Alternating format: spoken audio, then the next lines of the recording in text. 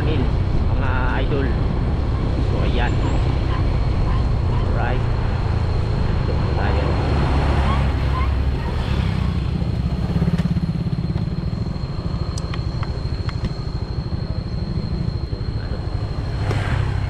So ayan mga idol, nandito na tayo sa ano, no, papasok na tayo ng Kabihang Tunnel.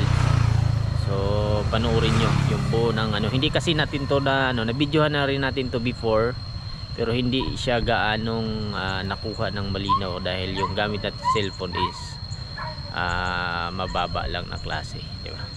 So let's go, panoorin nyo. Hindi na tayo mag-picture.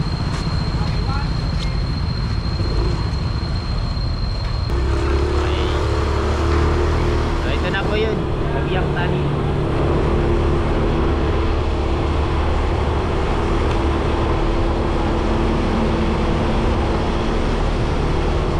Yan, diba? Maluwag.